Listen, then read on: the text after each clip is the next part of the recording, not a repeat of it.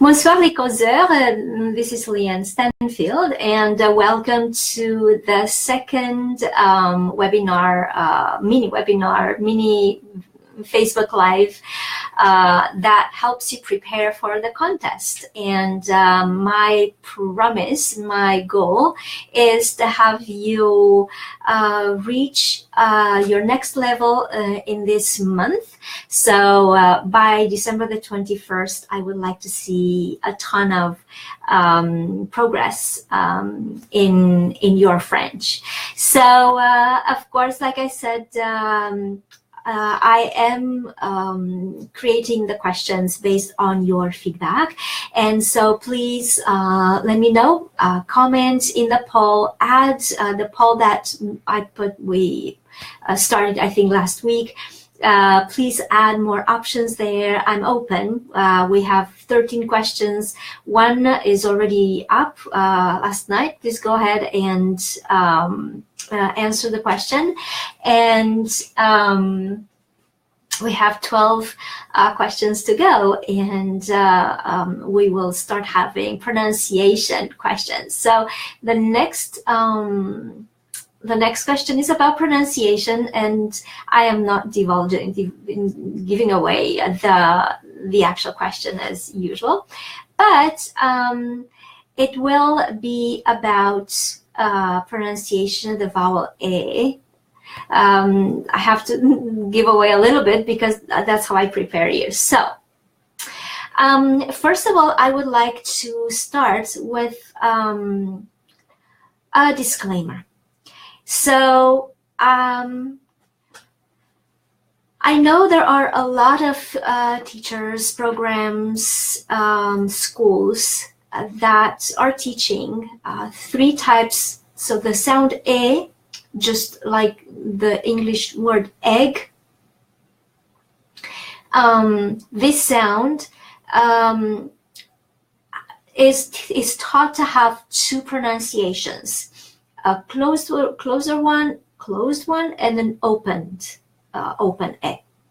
Now, I would like to simplify, and those of you here who work with me know that I always like to simplify it. Do less better, and if it makes sense to complicate things, or if the details really make sense, then take them, do whatever you need to do with them. If they don't make sense, just drop them, okay? So it is about these two types of A that are taught out there, closed one and an open one. And I would like to say this. There is no difference in the meaning. The meaning of the words doesn't change if you pronounce a closed A instead of an open A, or an open A instead of a closed A. I'm going to say this again because it's important. Anglophones have trouble with that because in English, close or open, short or long, are making a difference in the meaning of the word. I'm going to say a different word if the vowel is different. If the same vowel, but is, well, say almost the same, right? Close or open, short or long. In English, we get in trouble if we don't respect them. But in French, we don't need to have that. We only have 7 sounds in French, and they vary. They can vary. Yes, I'm not saying that they're not varying, closed and open. They do. But they do because of the sequence of the letters in the word. So I'm not going to give you an example with A, but I am going to give you an example with O. So, robe and rose. Robe, just listen very attentively. Robe is closed and rose is open. Robe and rose. They are, one is closed and one is open, but it's not because I am intentionally doing this. My intention when I start the word is not, oh, this is going to be a closed O, oh, this is going to be an open O. Because if I don't make them close or open, they're not going to change the meaning of the word. Okay, there is no other word that is robe, and no other word that is rose that will confuse the communication. So everything really boils down to clarity of communication. Are you clear in what you're saying? Okay, that is so important and so crucial. If you focus on the clarity of your speech, every single shiny object out there is going to drop, because you're going to stay on the simple path of clarity, and you're not going to get distracted by anything else. So robe is closed O, because after the sound O, the vowel O, we have B, which is a full consonant, and it's closing my mouth. So robe, my mouth is preparing to go into the full consonant B, and this is the reason why O, it's closing. It's closed. It's a closed O. Rose, O is followed by Z, which is a semi-consonant. And I'm sorry, I'm getting geeky on you, but you need the Y. And so once you get the Y clearly, then hopefully you're going to drop, any temptation to, and I do this too, because I'm learning Italian, Spanish, German, and I'm doing this a lot, right? And so it's so hard not to actually get distracted by this. Oh, I hear it differently, so how do I do it? So rose is followed by S, and S is a semi-consonant, so it doesn't force me or require me to close my mouth, and so this is the reason why O stays a little more open. Okay, pretty much what's going on with A, right? And so I don't want to get into this is an open net, this is a closed net, because you're going to pay attention, and you may actually want to memorize, oh, wait a second, this is open, this is closed. I don't want to get into that. One thing that would be important in the case of any kind of vowel is the stress of the word. So the stress of the word makes a difference, right? So when I say élève, right, the second A is going to be both more open, élève, it's longer, right? The accent is accent grave. Now, is accent grave making the A a little longer? I don't know. Look at bébé, right? Bébé, where the stress on the A, the second A, makes that one a little longer, and it's the same accent, accent aigu. So pay attention to the stress of the word. That is hugely important. For 2 years, after I moved to North America, for 2 years, people were not understanding me because I was placing the stress on the words in the wrong place. And because they would not expect that, then they wouldn't understand expecting, right? And so they wouldn't understand immediately what I was saying. So stress of the word is important, but close or open, long or short, that is not. And so strip that down. So let that go until you get a clear,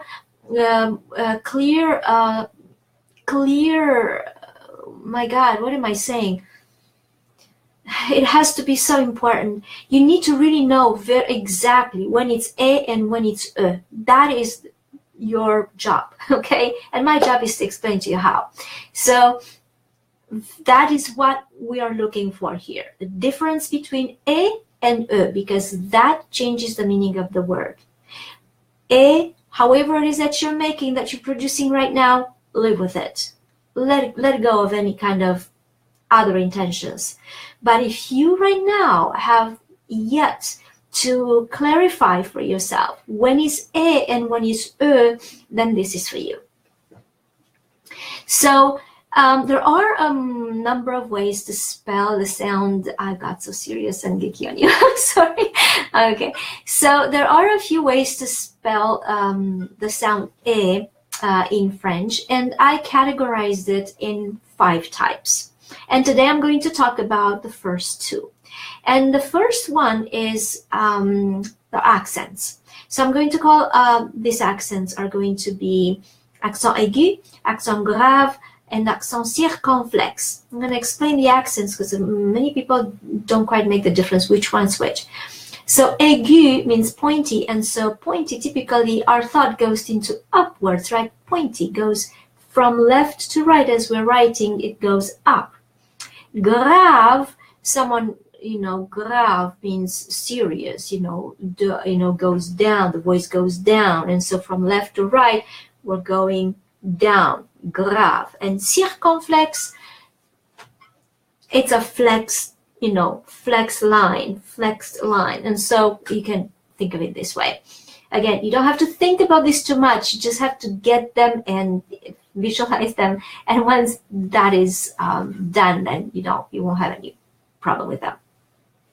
So those three accents produce the vowel, the sound E, all three. And then the second spelling, and I'm going to write into the comments. The second, or maybe if you want to write the accents, I'm really happy. I would really love you to write here, and also questions and anything that you want to write in the comments, because hopefully I'm gonna see them. I'm not sure, but I'll see. Okay, so please ask me questions and let me know when things are unclear. I'm going to explain a different way, or when you have different questions, and so I'm going to cover those as well. The second type of spelling of the vowel E, again, we don't make any difference if it's short, long, close, or open. It's just E. Is AI, so AI, or in French AI, that makes again the same sound E. I would like to say that a lot of Anglophones are taught that the AI, or AIS for imparfait, or AI, is pronounced A. It is not pronounced A, it's pronounced E. So it's about ear training. For some of you, I'm sure it's not. For some other people, I'm sure it is a problem of ear training. So I know when I'm working with my clients, and those of you who are in this group, if you want to confirm this or just explain how that works for you.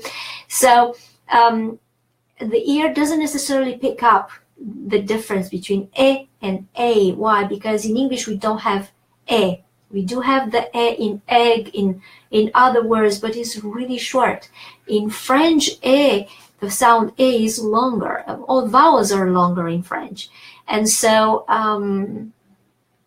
AI is not A, but is E. Okay, so I know I'm exaggerating here, but I'm exaggerating with purpose here. So no, you're not going to say A. I'm sure you don't. You may say A, right? And so that still is a diphthong. It's E and E. That's not correct. It should be E. Again, we are looking for clarity of speech. We're not looking here for the sophistication of the speaker who's been fluent for 10 years, right?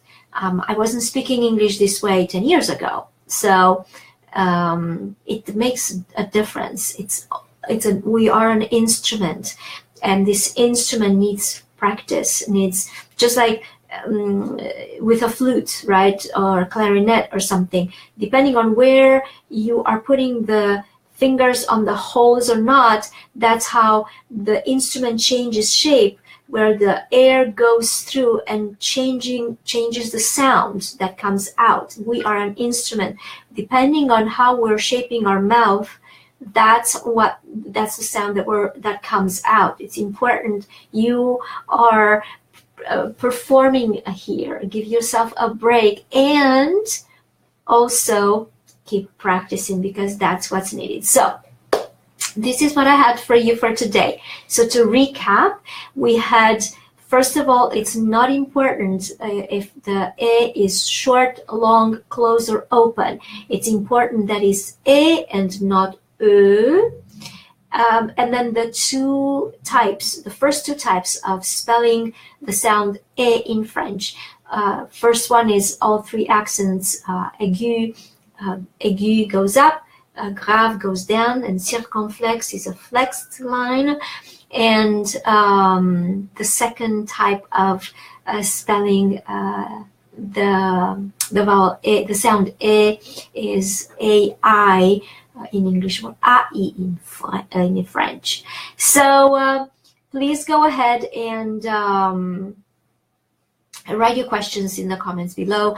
Write your questions as I speak, because I'm picking up, and also I really want to know if you pick up what I'm putting down. So I really need to see exactly if this way of my explanation is what works for you, or if you want me to explain a different way. So very happy to having you here, very happy to having you in the contest. I hope that you're gonna win the grand prize. Do not forget that only during this contest I offer 4-hour intensive, a little intensive 4-hour intensive at 20% discount. And I'm going to talk a little more about the X-Key program, which is the high-end program that I'm preparing for you. So thank you so much again for participating to the contest, for watching this video. Even if you don't participate in the contest, this is going to teach you a lot of pronunciation, and I will see you next time. Merci beaucoup et bonne soirée et bonne semaine. Au revoir.